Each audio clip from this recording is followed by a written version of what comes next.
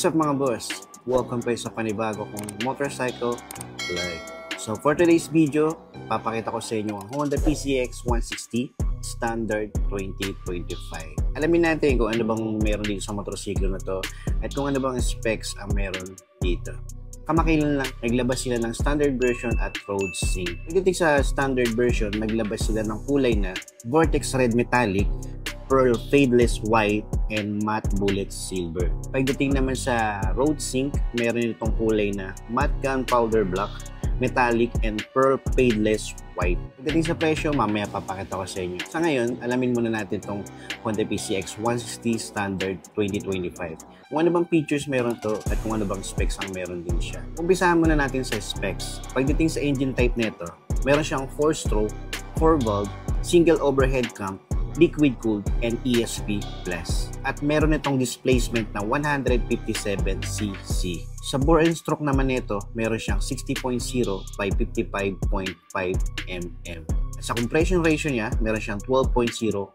Sa maximum power naman nito, meron itong 11.8 kilowatts at 8,500 RPM. At sa maximum torque naman, meron siyang 14.7 Nm at 6,500 RPM. Pagdating naman sa system nito, electric to mga boss. At pagdating naman sa engine oil capacity niya, meron tong 0.9 liter. At sa fuel system niya, PGM FI siya. Fuel consumption niya, meron siyang 46.0 km per liter.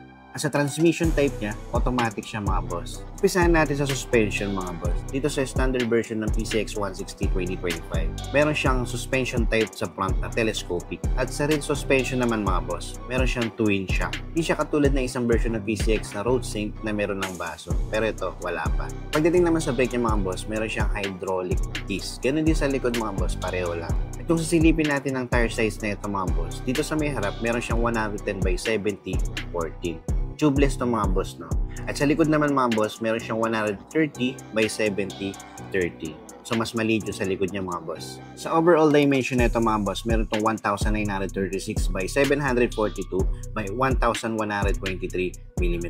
At pag-usapan naman natin ng weight nito. Sa curb weight naman nito mga boss, meron siyang 132 kg. At sa seat height nito, meron siyang 764 mm. Sa wheelbase, meron siyang 1,313 mm. Sa ground clearance niya mga boss, meron siyang 134 meter. Pagdating naman sa fuel tank capacity niya mga boss, meron siyang 8.1 liter. So marami-rami na rin yan mga boss, no? Pwede na rin siyang pang long drive. So hindi na kayo mabibitin sa gasolina. At isa pa, tipid sa gasolina to mga boss. Sa ignition type naman nito mga boss is full transistorized na siya. Sa battery type naman nito mga boss, meron siyang 12 volts and 5 ampere.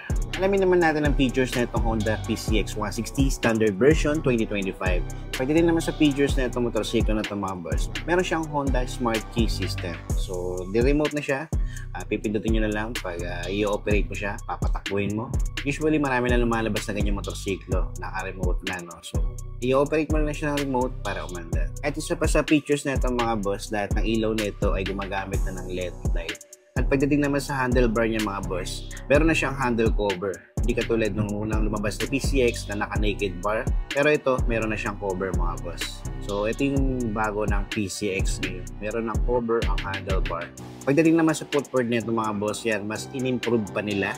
Mas ginawa pa nilang comfortable, no? Meron na rin tong Type-C charger sa may pocket ng mga boss, no? So, napakalaking advantage nito para sa mga bumabiyahe ng mga malalayo at mga pumapasada sa kalsada. Pagdating naman sa compartment nito mga boss, meron siyang 30 liters. So, kasya pa rin tong half-face na helmet. Yan. So, medyo malaki-laki siya mga boss. At syempre, hindi mawawala tong idling stop system. Para bang mechanic ng idling system? Sa mga hindi nakakalam mga boss, itong idling stop o idling stop system na to, ito yung button na kapag huminto tayo ng 5 seconds, mag-automatic shutdown ng engine natin. And then kung mag-go ka naman, hindi mo na kailangan pindutin yung ignition start para umanda. So pipihitin mo na lang yung gas mo para tumakbo na yung motorsiklo. So isa to sa mga dahilan para makatipid kayo sa gasolina. Pero iba, hindi naman ginagamit to. Yan, depende na rin sa mga gumagamit ng motorsiklo.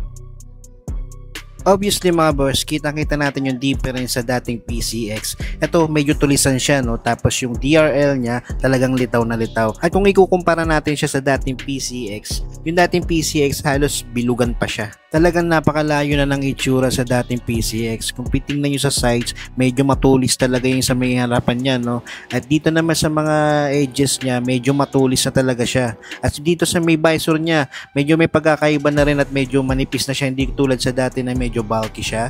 And then yan, no? Kung titingnan nyo, talagang kudrado siya mga boss. At dumako naman tayo sa panel board niya.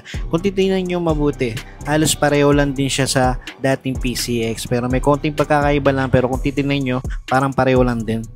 Dito naman sa foot peg niya mga boss, kung mapapansin nyo, buong metal na siya, no? Hindi siya katulad sa dating PCX. Yan, ipapakita ko sa inyo yung sa dati, talagang halos magkaiba na siya. Kayo, ano ba mas bet nyo? Comment down below lang mga boss. Dito naman sa cover ng fuel cap niya mga boss, yan kung mapapansin nyo, mayroon din siyang difference sa dating PCX. So dito naman tayo sa rear light ng PCX 160 na bago. So dito mapapansin nyo, medyo smiley siya at medyo pagkakaiba niya dito sa dating PCX. Dito kasi may extension pa pababa yung brake light niya mga boss. Pagdating naman sa seats niya mga boss, dito sa may texture niya, okay naman yung texture niya, makapit siya. And then sa cut niya mga boss, gustong gusto ko yung cut niya kasi pagdating sa dulo, medyo manipis na yung pagkakakat niya, no. Kaya sa mga maliliit na rider, pwede rito mga boss. Chinek ko na rin pala yung mga fairings sa side, katulad dito, yan may emblem lang siya na PCX 160. And then banda dito sa may grabber niya, halos same lang din sa dating PCX. Mapapansin mo lang talaga dito sa bagong PCX, halos talagang patulis na yung mga curve niya, no. Dito naman tayo banda sa mga switch niya mga boss, no. So dito yan, meron siyang high beam, low beam dito sa may kaliwa. And then sa bandang baba niya, meron dito horn na busina. And then dito naman sa bandang baba, dito yung turning light switch niya para sa signal, no. And then also nandiyan din yung lever niya para sa rear brake.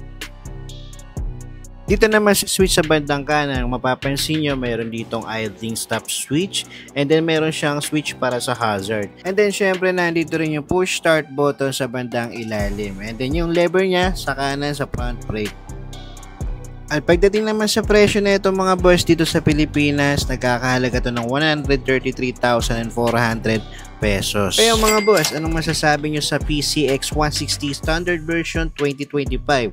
Sulit ba o hindi? So comment down below lang dyan sa comment section. At huwag din na rin kalimutan mag-subscribe at pindutin yung notification bell para updated kayo sa mga bago ko pang ilalabas na video.